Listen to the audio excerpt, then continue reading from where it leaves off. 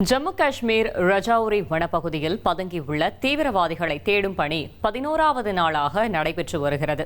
கூடுதல் தகவல்களை செய்தியாளர் ரமேஷ்குமார் வழங்கிட கேட்கலாம்.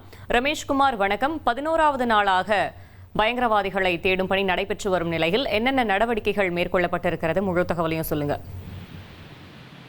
வணக்கம். ஜம்மு காஷ்மீரின் ரஜௌரி மாவட்டத்தில் ஆபரேஷன் செருவாலி 11வது நாளாக தொடர்ந்து நடைபெற்று வருகிறது. அது என்ன ஆபரேஷன் செருவாலி என்று கேட்டால், இது ஜம்மு காஷ்மீர் காவல்துறை, ரஜௌரி மாவட்டத்தில் இந்திய ராணுவம், ஜம்மு காஷ்மீர் காவல்துறை மற்றும் CRPF ஆகிய மூவரும் இணைந்து கூட்டாக நடத்தி வரக்கூடிய பயங்கரவாத எதிர்ப்பு நடவடிக்கை என்பதுதான் இந்த ஆபரேஷன் செருவாலி.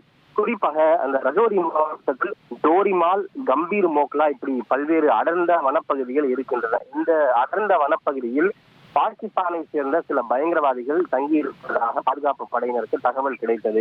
இதனைத் தொடர்ந்து அந்த பயங்கரவாதிகளை சுட்டு வீழ்த்தி அழித்து ஒழிப்பதற்காக அந்த பாதுகாப்பு படையினர் தொடர்ச்சியாக அங்கு பயங்கரவாத எதிர்ப்பு நடவடிக்கையும் தேடுதல் வேட்டையும் மேற்கொண்டு வருகிறார்கள். கடந்த 10 நாட்களாகவே இந்த பயங்கரவாத எதிர்ப்பு நடவடிக்கை நடைபெற்று வந்த சூழ்நிலையில் தான் அந்த நடவடிக்கை இன்று 11வது நாளாக எட்டியிருக்கிறது. குறிப்பாக இந்த பயங்கரவாதிகள் பாகிஸ்தானை சேர்ந்த லஷ்கர்-இ தாய்பா பயங்கரவாத இயக்கத்தை சார்ந்தவர்களாக இருக்கலாம் என்று கருதப்படுகிறது. எனவே இந்த தேடுதல் வேட்டையில் நவீன ட்ரோன்கள், மோப்பநாய்கள் மற்றும் ஹெலிகாப்டர் ஆகியவை ஈடுபடுத்தப்பட்டிருக்கின்றன.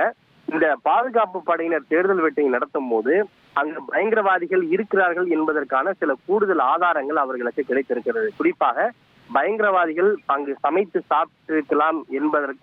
சாப்பிடுவதற்காக பயன்படுத்தி இருக்கலாம் என்று கருதப்படுகின்ற கேஸ் ஸ்டவ் உள்ளிட்ட பல பொருட்கள் பாதுகாப்பு படையினரால் கண்டெடுக்கப்பட்டிருக்கின்றன.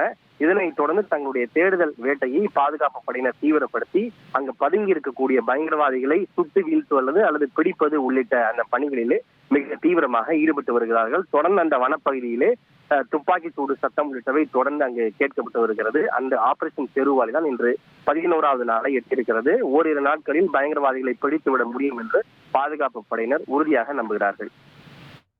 தகவல்களுக்கு நன்றி ரமேஷ்குமார்.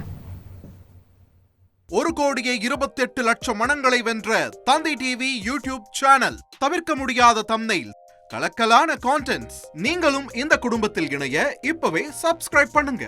அசுரபலம் கொண்ட எங்கள் டிஜிட்டல் கரங்களில் உங்கள் விளம்பரங்களை சேர்க்க வாட்ஸ்அப் பண்ணுங்க.